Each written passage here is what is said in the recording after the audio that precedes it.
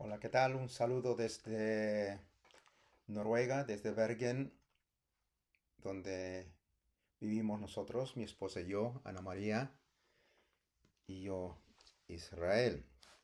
Eh, un saludo muy afectuoso para todos, todas las personas, los amigos, hermanos a quienes esta grabación les pueda llegar. Vamos a hablar hoy día, se me invitó para poder eh, grabar una pequeña reflexión sobre la Pascua, ¿no? Lo que sería en nuestro contexto hispano-latinoamericano la Semana Santa. Y la Semana Santa, digamos, tiene su reflejo en otras celebraciones religiosas, como la de los judíos, a la que llamaban o llaman la Pascua. En inglés le dicen el Passover o Easter. Y significa más o menos, la idea de la palabra Passover es de haber pasado, ¿no? Ha pasado, ha sido liberado.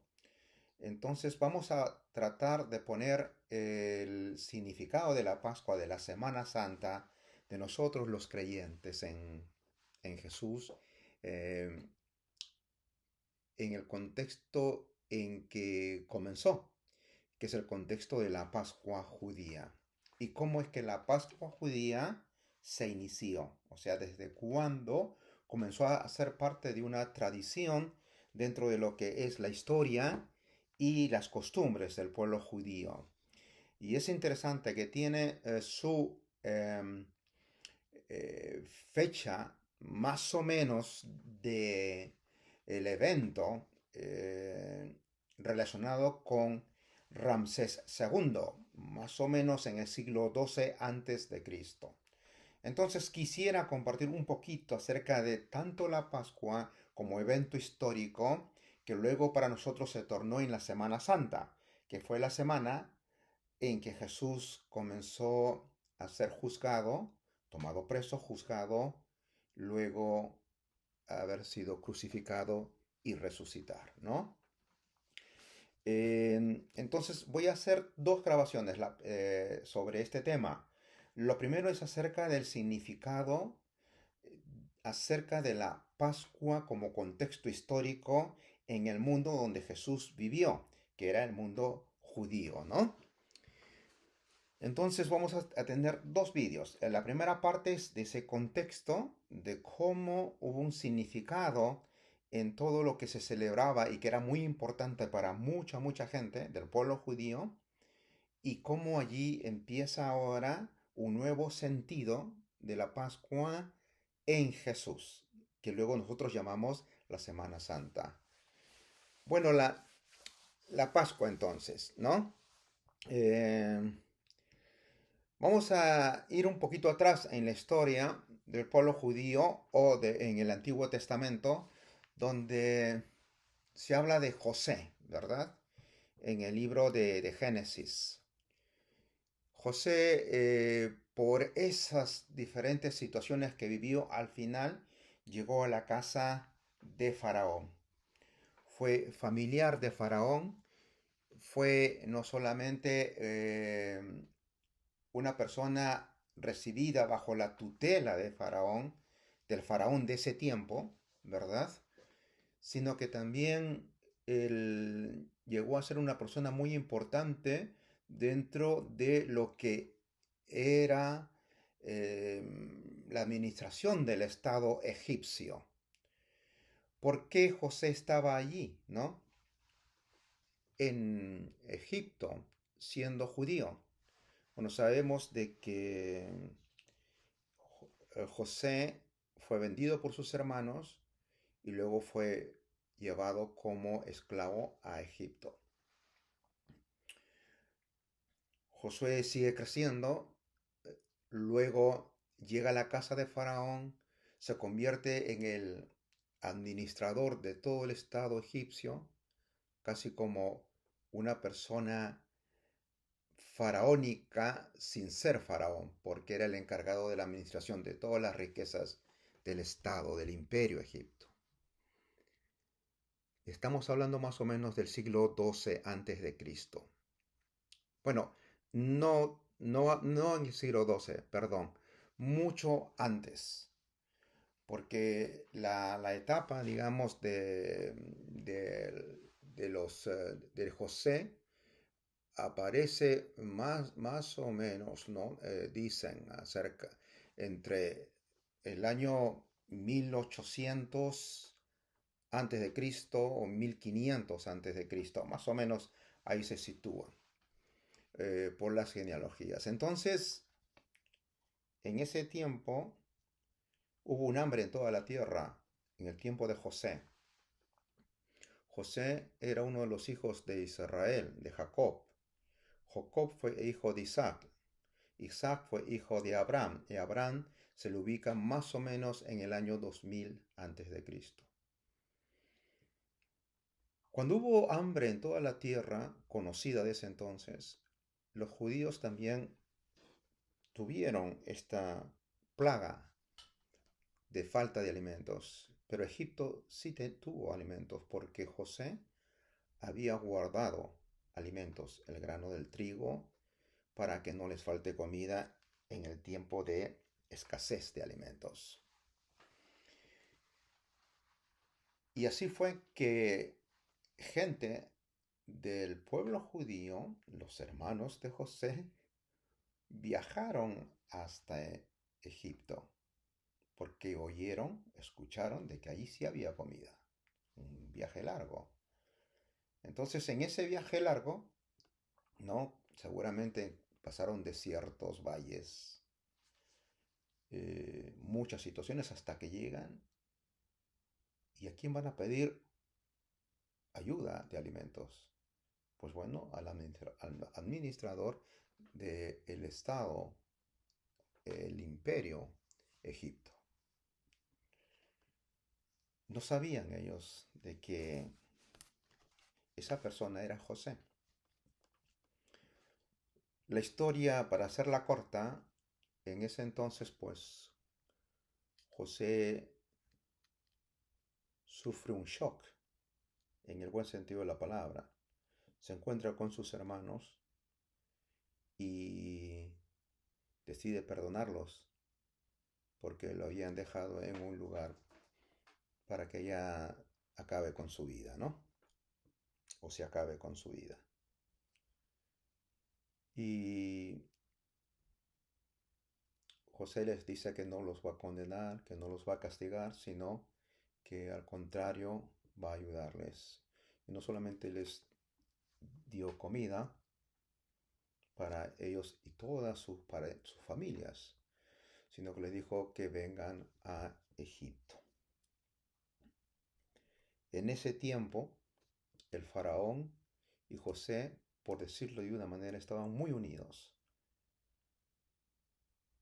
Pero José muere y comienzan a cambiar las generaciones, no solamente del pueblo judío, sino de las generaciones de los faraones. Y se dice que, o nos cuenta la historia del Antiguo Testamento, que uh, justo en la época de Moisés, ¿no? Se levanta un faraón que no conocía a José. No sabía, digamos, la relación que había entre José, lo que José había hecho por el pueblo Egipto, o lo ignoró. Para ese entonces Egipto era una potencia mundial. Y el faraón, de acuerdo a los libros de historia, dicen que quería hacer grandes construcciones como las pirámides, por ejemplo. Y para eso necesitaba trabajadores, esclavos, y esclavizó a los judíos que vivían entre ellos. Bueno, en ese entonces aparece Moisés. Moisés es el hebreo, ¿no? Que fue adoptado por la hija de Faraón y que luego era el hermano del Faraón que luego va a enfrentar con las 10 plagas que conocemos. Porque el clamor de la gente esclavizada por este Faraón entre los judíos era demasiado. Y nos dice el relato de Éxodos que Dios quiso librar de la esclavitud a su pueblo. Es la primera mención que creo que es importante tomarla en cuenta, porque es un evento histórico, no es un relato fílmico, no es un relato donde podríamos decir que se ha inventado detalles, porque fue un evento. Las historias de Moisés y del faraón y de los egipcios está documentada.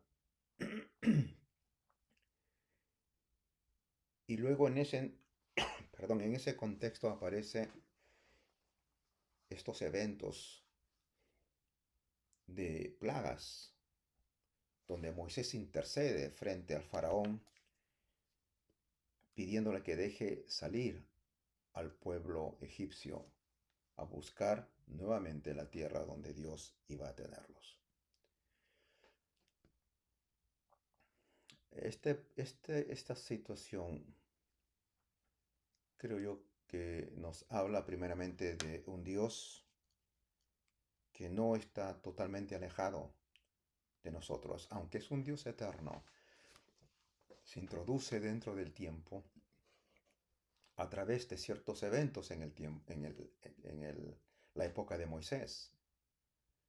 Es un Dios que escucha el clamor de la gente que sufre.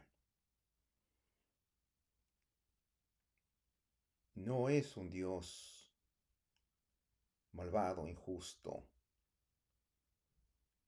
Nos habla de un carácter justo, más bien por parte de Dios, que no es cómplice de la maldad y del maltrato,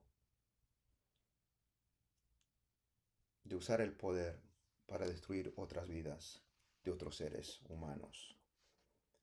Se levanta, Dios usa a Moisés, y es entonces que sucede lo que dio lugar al origen de la Pascua judía, que los judíos celebran cada año, al principio del año judío, ¿no? Que más o menos está entre marzo y abril de nuestro calendario. ¿Y qué sucede? Con las 9 primeras plagas, que eran ataques directos a ciertos recursos naturales, que fueron la fuente del alimento de Egipto, ¿no? Fueron destruidos, hubo plagas sobre los cultivos, sobre los recursos marinos, pero el faraón no quería dejar a sus esclavos. Y luego viene un evento que es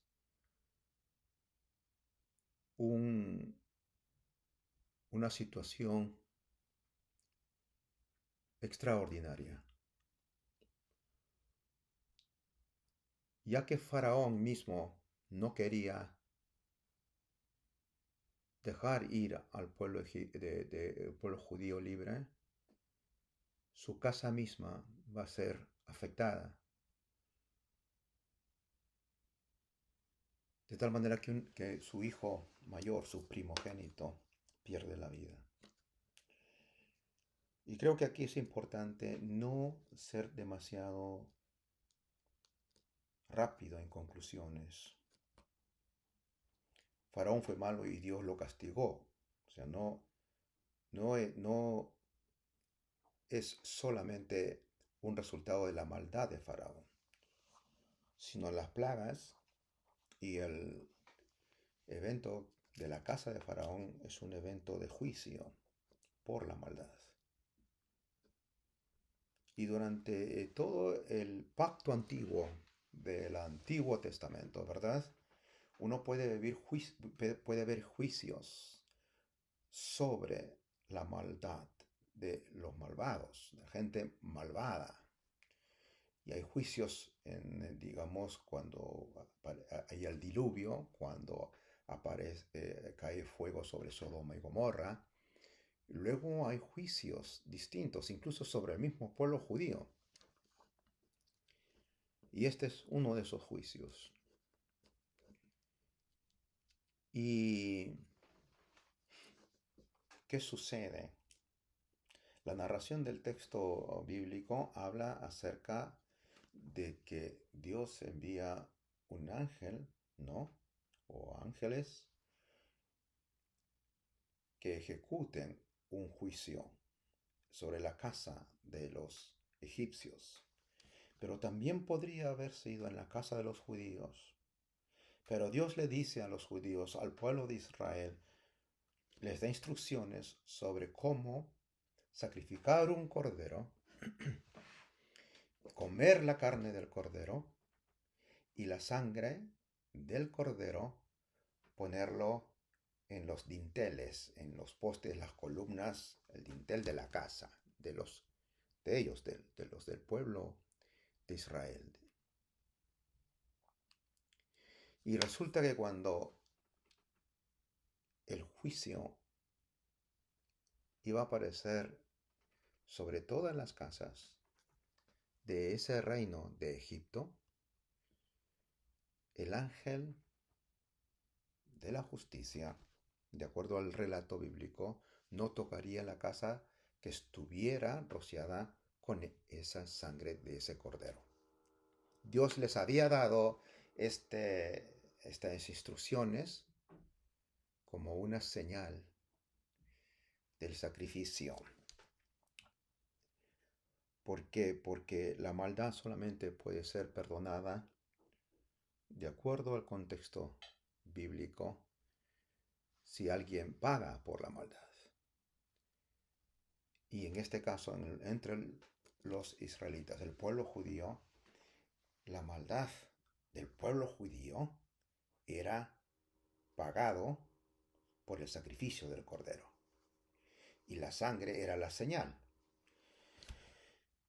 de que había un sacrificio por la maldad. Y esa casa no era tocada. Pero eso sí sucedió en muchas o en todas las casas de los egipcios. Yo creo que el mensaje es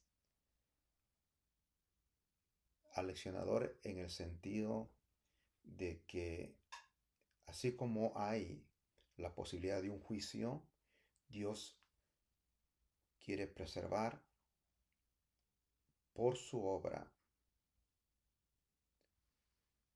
por su guía,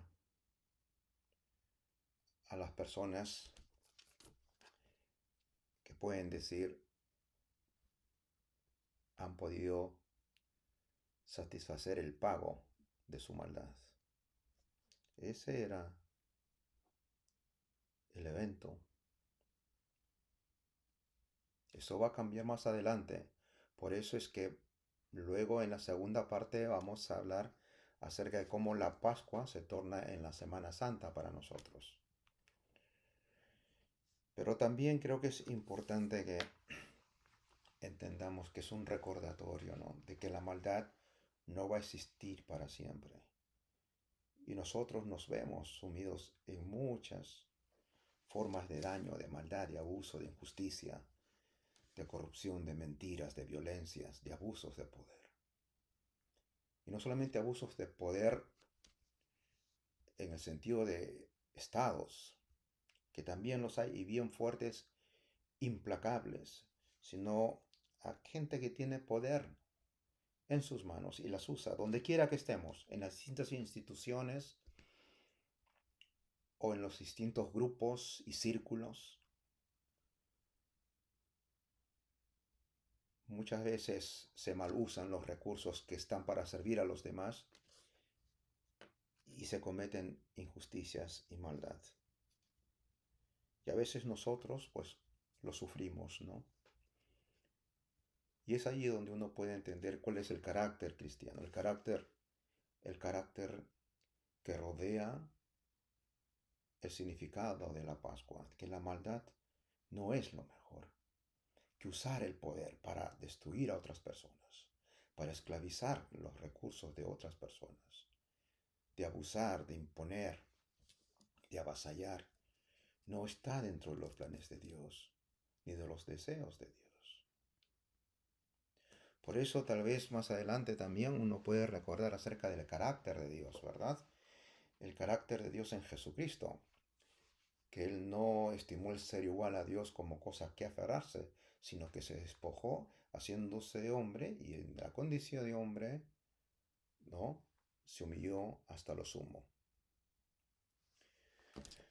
hasta su muerte. Entonces, la idea de un Dios magnate, ¿no? De un Dios superpoderoso y de a veces eh, relacionar nuestra idea de grandeza con la grandeza de Dios nos lleva a malinterpretar lo que es en realidad el carácter de Dios, que es el carácter de una persona que es rey y reyes, señor y señor de señores, pero que no es una persona avasalladora.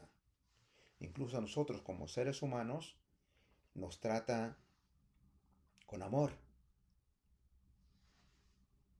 Podría tratarnos con órdenes sumarias, pero lo que él hace es tratando al ser humano con amor, defendiendo al desvalido, a la viuda, al huérfano, al necesitado,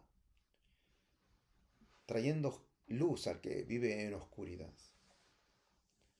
Entonces, para mí, ese fue el sentido de esa Pascua.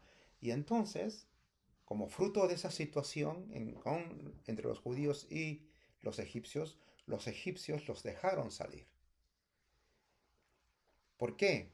Porque el juicio de Dios pasó de largo por esas casas. No las tocó. Y por eso se llama Pascua, ¿no? Es justamente en inglés el Passover, ¿no? Que pasa por ahí. Por ahí una liberación del pueblo como fruto de esa acción. O sea, el que estaba necesitado, oprimido, encuentra una libertad en Dios. Y creo que esa es la antesala de lo que luego veremos, lo que es la Semana Santa. Porque ese sentido que luego fue celebrado por los judíos de generación en generación, después de 1200 años, 1300 años, se podrá ver en la situación de Cristo. Y eso va con el segundo vídeo, ¿sí? Sobre la Pascua.